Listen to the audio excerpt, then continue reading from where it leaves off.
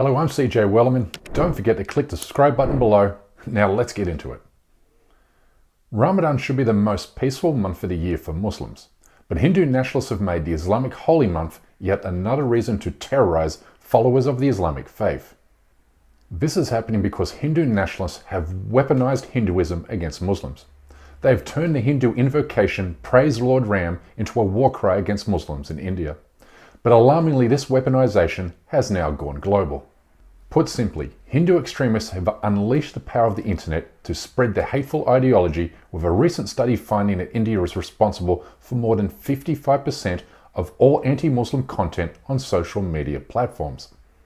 This hatred is as venomous among Hindus in India as it is among Hindus living in Europe or North America. This means that what was once a localized problem has now gone global. The 500 million strong Hindutva army is now aiming to unite the world against Islam, and it's calling on Hindus to attack Islam's holiest sites.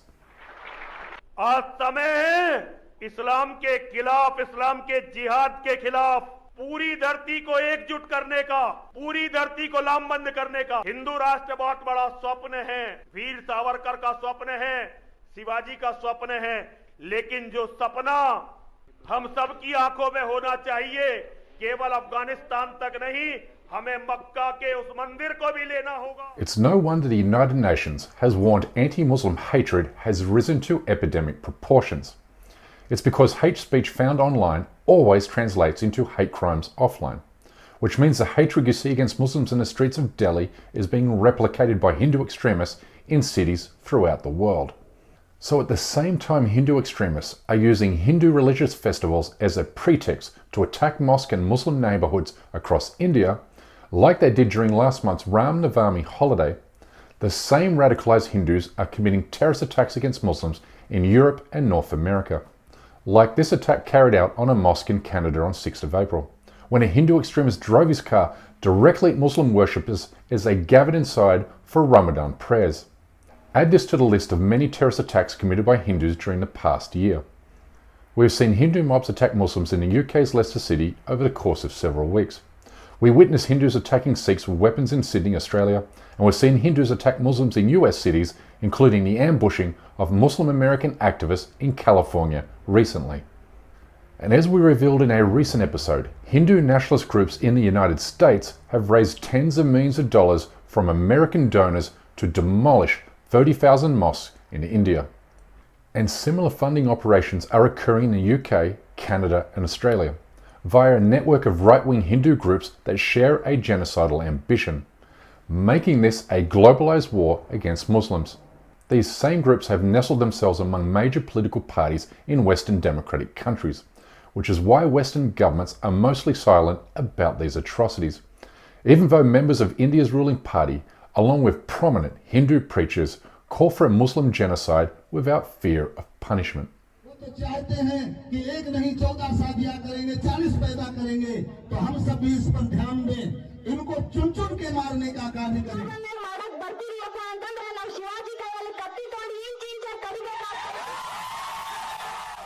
But before we go on, we urgently need your help to expose injustices in the Muslim world. Please support us at patreon.com/CJ Wellerman. You'll be helping us bring these stories to a wider audience. Thank you. Now back to our show. India's ruling party is also celebrating the Muslim genocide that took place in Gujarat 20 years ago, where 2,000 Muslims were mass murdered and tens of thousands more were mass raped. The Modi regime wants this atrocity to be repeated many more times. For instance, last year the BJP ruled government in Gujarat ordered the Supreme Court to release the 11 Hindu extremists who were convicted of gang raping a pregnant Muslim mother and killing her family members during the genocide. The criminals were greeted in the streets as heroes. Now look at the image on the right. That's from yesterday, where rapists who were convicted in the Bilkis Bano case of 2002 were feted by the Vishwa Hindu Parishad. They were garlanded, they were given sweetmeats. So rapists are being feted in Gujarat in 2022. One of the convicted rapists even appeared on stage at a BJP event in Gujarat, alongside a member of parliament on the 25th of March. A few days later, a court in Gujarat acquitted all 26 persons accused of gang raping and murdering more than 12 Muslims in 2002. All the while, elected BJP officials across the country call for the demolition of mosque and even the UNESCO-listed Taj Mahal. মন্দিৰ এটা তাত নিৰ্মাণ হ'ল তাজমহল ভাঙি আৰু কুতুব মিনাৰ ভাঙি মইতো মাননীয় দেশৰ প্ৰধানমন্ত্ৰী নৰেন্দ্ৰ মোদী ডাঙৰীয়াক আহ্বান জনাম যে তাজমহল ভাঙি আৰু কুতুব মিনাৰ ভাঙি তাতকৈ ডাঙৰ বিশ্ব সৰ্বতকৈ ধুনীয়া আৰু মন্দিৰ এটা তাত নিৰ্মাণ হ'ল। One doesn't need to be an expert in political messaging to decipher what is being signalled by Modi's party to Hindu supremacists throughout the land. This is a clear call for genocide, and it's a call that's being listened to and rewarded by Hindu voters. As evident from a Yale University study that found BJP's popularity goes up every time Hindus attack Muslims during communal riots. Obviously, this incentivizes further attacks against Muslims, which is why we are witnessing a spike in anti-Muslim rallies wherever BJP seizes power at the local and state level. But even more concerning is the realization that Hindu extremists are working off a proven and effective template for violence, as witnessed in India during the past 2 Ramadan fasting months. This is Ramadan last year. 1,000 miles away, another huge crowd in another Muslim area.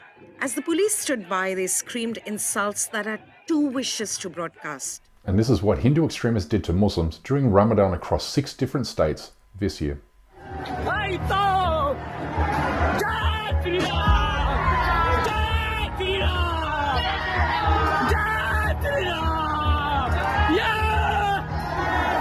From Delhi to Gujarat and from West Bengal to Uttar Pradesh, Hindu extremists are using Hindu festivals to carry out organized attacks against Muslim neighborhoods, where they vandalize mosques and destroy Muslim homes and shops. These Muslim-owned properties were set on fire in Kolkata on April 9. But their strategic blueprint for inciting violence is not only playing out across India, but also in the United Kingdom, Australia, and the United States, where American Hindus recently glorified Muslim genocide in the streets of Edison, New Jersey during last year's Independence Day rally. And while all of this is happening, Hindu leaders in the presence of government leaders call for the economic boycott of Muslims and Christians, hoping to starve religious minorities to death. Similar calls are now spreading across the Indian diaspora, which presents Western and Muslim countries with a new security risk: the threat of radicalized Hindu migrants on their shores. In an episode last year, I called on Western governments to ban and deport Indian migrants with ties to Hindu extremist groups. But at this stage, this call has been ignored. But in my new article for the UK's Byline Times, I outline how the UK government must tie its $2.3 billion foreign aid package to strategies that advance human rights and democracy in the South Asian nation. The West should care as much about saving India's democracy as it does about defending Taiwan's, because the lives of 200 million Muslims depend on it. Anyway, that's my time for today. Please don't forget to subscribe to this channel, and we kindly ask you please support this endeavour by becoming a member of this show at patreon.com/CJWellerman. We can't produce, sustain and grow this show without your help, and we offer exclusive benefits to those who do. But for now, good night, good morning, wherever you are, and stay blessed.